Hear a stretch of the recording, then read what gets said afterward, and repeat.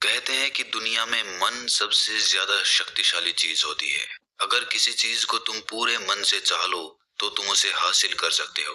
ये मैं नहीं कहता, ये सभी महापुरुषों का कहना है। लेकिन अगर ये सत्य है, ये सच है, तो जो हम अपने मन से चाहते हैं वो हमें हासिल क्यों नहीं होता है? भाई, कोई भी इंसान अपने मन में दुख तो नहीं चाहेगा, लेकिन वो रहता तो दुखी है। हर इंसान अपने मन से तो कामयाब होना चाहता है, खूब पैसा कमाना चाहता है, लेकिन फिर भी वो कामयाब नहीं होता। भला ऐसा दुनिया में कौन इंसान होगा जो अपने मन में ये चाहेगा कि मैं नाकामयाब रहूं या मैं पैसा ना कमाऊं? सोचने की बात है। तो इसमें दो चीजें निकल के सामने आती हैं। या तो वो महापुरुष गलत थे जिन्होंने ये बात बोली कि मन से चाही हुई चीज हासिल हो जाती है, या फिर हम गलत हैं। आज की कहानी जो मैं आपको सुनाने वाला हूँ उसमें आपको एक ऐसा मंत्र मिलेगा। उसे समझने के बाद आपको एक ऐसा मंत्र पता चलेगा जिससे आप ये समझ पाएंगे कि अपने मन से कोई भी चीज कैसे करवाई जाती है। मन में किसी भी बात का बीज कैसे बोया जाता है, ये इस कहानी से आपको अच्छी तरह से समझ में आ जाएगा। और इससे आप ये भी समझ पाएंगे कि आकर्षण का नियम, लॉ ऑफ अट्रैक्शन कैसे काम करता है। कहानी छोटी सी है लेकिन बहुत ही गहरी है। इससे पहले कि आप इस कहानी में खो जाएं, इस चैनल को सब्सक्राइब जरूर कर लें। तो चलिए कहानी शुरू करते हैं। एक बार की बात है, एक आदमी के जीवन में सिर्फ दुख ही दुख थे। वो जो भी काम करता उस बेचारे का वो काम पूरा ही नहीं होता। घर में आता तो घर में कलेश बना रहता। किसी से कोई मदद मांगता तो कोई उसकी मदद नहीं करता। ऐसा लगता था कि चारों ओर से दुखों का पहाड़ उसी पर टूट पड़ा है। उसे समझ नहीं आ रहा था कि मैं इन दुखों से पार कैसे पाऊं। वो दिन रात यही सोचता रहता कि अपने दुखों से छुटकारा कैसे पाना है। इसी कारण से वो रात में सो भी नहीं पाता था। उसकी आंखों के नीचे बड़े बड़े काले घेरे बन गए थे, जो इस बात का प्रतीक थे कि वो आदमी कितना दुखी है और कितना चिंतित है। कभी कभी तो उसके मन में आत्महत्या करने के भी ख्याल आते थे, लेकिन अपने परिवार की चिंता करके वो ये कदम नहीं उठा पाता था। वो इतना दुखी हो गया कि उसने निर्णय किया कि वो इन दुखों से छुटकारा पाके रहेगा। इसके लिए चाहे उसे कितनी भी मेहनत करनी पड़े, कुछ भी करना पड़े, चाहे अंगारों पे चलना पड़े, लेकिन इन दुखों से छुटकारा हासिल करके रहेगा। ऐसे ही एक दिन उसने अपने मित्र से पूछा कि मैं अपने जीवन को कैसे सुधारूं। उसके मित्र ने उसे बताया कि तुम किसी बाबा के पास जाओ। बाबाओं के पास ऐसा मंत्र होता है जिससे सारे दुख मिट जाते हैं, जीवन खुशियों से भर जाता है और धन संपदा भी हासिल हो जाती है। तुम किसी ऐसे बाबा को ढूंढ लो, बस तुम्हारा काम बन जाएगा। उस आदमी के मन में ये बात पूरी तरह से पक्की बैठ गई कि कोई बाबा ही मेरा दुख दूर कर सकता है। और इसीलिए उसे किसी भी बाबा के बारे में पता चलता तो वो उस बाबा के पास पहुंच जाता। उस बाबा को अपनी समस्या बताता और उससे उसका समाधान पूछता, और कहता कि बाबा, मैं कुछ भी करने के लिए तैयार हूँ, लेकिन मेरी इन समस्याओं से मुझे छुटकारा दिला दीजिए। आप जो कहेंगे मैं वो करूंगा, लेकिन मेरे जीवन को सुधार दीजिए। बाबा उसे कुछ टोने टोट के बता देते थे करने के लिए, और बदले में दान दक्षिणा ले लेते थे कि ये टोना टोटका करने के बाद तुम्हारे घर में सुख शांति बनी रहेगी। बस इस टोटके को पूरी विधि के साथ करना। वो आदमी घर लौटकर पूरी विधि के साथ टोने टोटके करने लगा, लेकिन बहुत टोने टोटके करने के बाद भी उसके जीवन में कुछ बदलाव नहीं आया। इसके विपरीत उसका जीवन और ज्यादा दुखी हो गया। जो भी बाबा उसे टोना टोटका देता था, वो बदले में उससे दान दक्षिणा लेता था, जिससे उसका धन भी धीरे धीरे खत्म हो रहा था। इससे उसके जीवन में दुख और ज्यादा बढ़ गए। तब उसे लगा कि बाबाओं के पास जाने से तो मेरे जीवन में दुख कम होने की बजाय बढ़ते ही जा रहे हैं। तो मुझे क्या करना चाहिए? बाबाओं के पास जाऊं या ना जाऊं? फिर एक दिन एक आदमी ने उसे बताया कि तुम अपने घर में किसी पंडित को बुलाकर हवन करवा लो। हवन होगा, घर शुद्ध हो जाएगा। कोई भी बुरी ऊर्जा होगी घर में तो वो घर से बाहर चली जाएगी। किसी पंडित को बुलाकर पूरे विधि विधानों से मंत्रोच्चारण कराओ और हवन कराओ, जिससे घर में सुख शांति आए। उस आदमी के मन में ये बात बैठ गई और उसने एक पंडित को अपने घर पर बुलाकर हवन करवा दिया। हवन अच्छी तरह से संपन्न हुआ। बदले में पंडित ने भी अच्छी दान दक्षिणा ली और उसके बाद वो वहां से विदा हो गया। लेकिन कुछ दिनों के बाद उस आदमी को महसूस हुआ कि उसके जीवन में अब भी कोई बदलाव नहीं आया है। अब वो आदमी पूरी तरह से दुखी हो गया और ज्यादा परेशान हो गया। अब तो उसे लगने लगा था कि मेरे जीवन में से दुख कभी खत्म ही नहीं होंगे। और यही सोच सोच कर उस आदमी का बुरा हाल हो गया था। फिर एक दिन उसे अपने मित्र से एक ऐसे बाबा के बारे में पता चला जो समाधान बताने के लिए कोई दान दक्षिणा नहीं लेता था। उस आदमी को लगा कि ये बाबा दूसरे बाबाओं की तरह नहीं हो सकता, क्योंकि ये दान दक्षिणा तो लेता ही नहीं। और अगर दान दक्षिणा नहीं लेता तो ये सच में कोई सिद्ध बाबा होगा। और यही सोचकर वो उस बाबा के पास पहुंच जाता है। जब वो आदमी वहां पर पहुंचता है तो वो बाबा ध्यान में बैठे हुए थे। ये देखकर वो आदमी वहीं पर चुपचाप बैठकर ध्यान से बाहर आने का उनका इंतजार करने लगा। थोड़ी देर बाद बाबा ने आंखें खोली तो सामने एक दुखी और परेशान युवक को बैठे देखा। वो उसकी आंखों के नीचे काले घेरे देखते ही समझ गया कि ये आदमी अपने जीवन से कितना परेशान है। उसे संबोधित करते हुए बाबा ने पूछा कि बच्चा, क्या चाहते हो? बाबा के पास क्या लेने आए हो? उस आदमी ने कहा कि बाबा, मैं अपने जीवन से बहुत परेशान हूँ। मैंने इन दुखों को दूर करने के लिए बहुत सारे रास्ते अपनाए। हर वो तरकीब करके देखी जो किसी बाबा ने मुझे बताई। हर वो काम किया जो किसी भी इंसान ने मुझसे करने को कहा। लेकिन मेरे जीवन में दुखों में कोई कमी नहीं आई। बाबा, इसके विपरीत मेरे जीवन में दुखों में बढ़ोतरी हो गई। मुझे समझ नहीं आ रहा है कि मैं क्या करूं। कभी कभी तो मैं आत्महत्या करने की सोचता हूँ, लेकिन अपने परिवार की सोचकर मैं ये कदम नहीं उठा पाता। मैंने आपके बारे में बहुत सुना है बाबा, और मैं बहुत उम्मीद के साथ आपके पास आया हूँ। कृपया करके मुझे कोई ऐसा मार्ग बताएं जिससे मुझे अपने दुखों से छुटकारा मिल जाए। मैं अपने दुखों से छुटकारा पाने के लिए कुछ भी करने को तैयार हूँ। आप मुझे कोई भी रास्ता बताएं, चाहे वो रास्ता कितना भी कठिन क्यों ना हो, मैं उसको पार करके रहूंगा। बाबा ने महसूस किया कि आदमी तो सच में बहुत परेशान है। बाबा ने उसकी बात सुनकर कहा कि बच्चा, दुखों को दूर करने के लिए मंत्र ऐसे ही नहीं मिलते।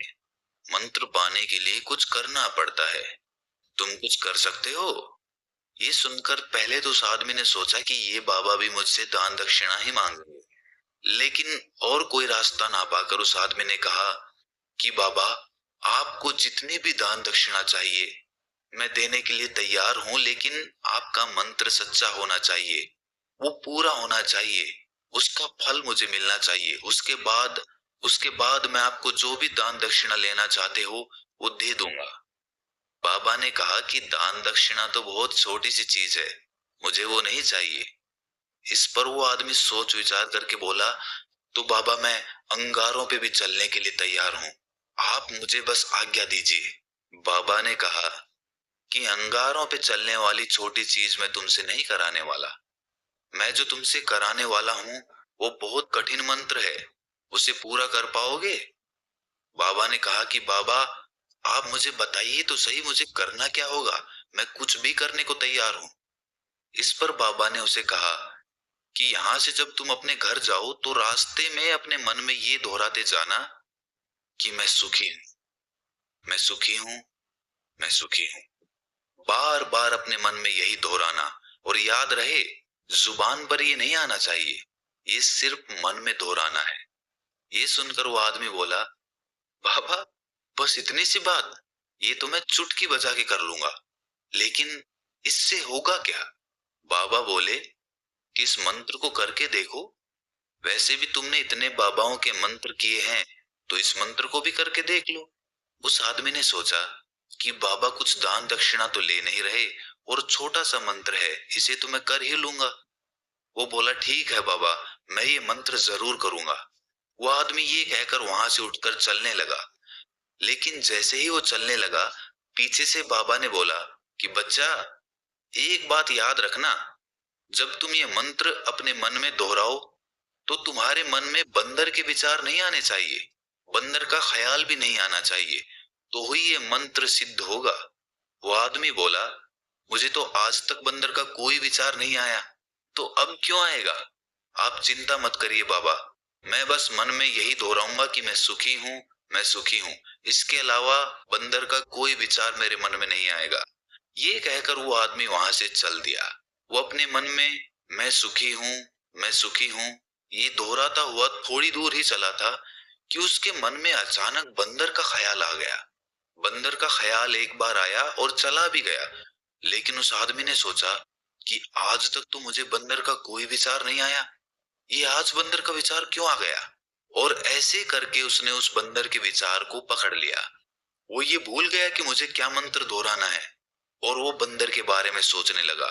जब थोड़ी देर बाद उसे फिर से होश आया, तो वो फिर से अपना वही मंत्र दोहराने लगा जो बाबा ने उसे बताया था, मैं सुखी हूँ, मैं सुखी हूँ। लेकिन अचानक से उसे सामने एक बंदर दिखाई दिया, और ये देखकर उसके मन में फिर से बंदर का विचार उठ गया, और वो अपने अंदर से इस विचार को बाहर फेंकना चाहता था। वो चाहता था कि मेरे अंदर किसी भी तरह बंदर का विचार ना आए, लेकिन उसे तो सामने बंदर ही दिखाई दे गया।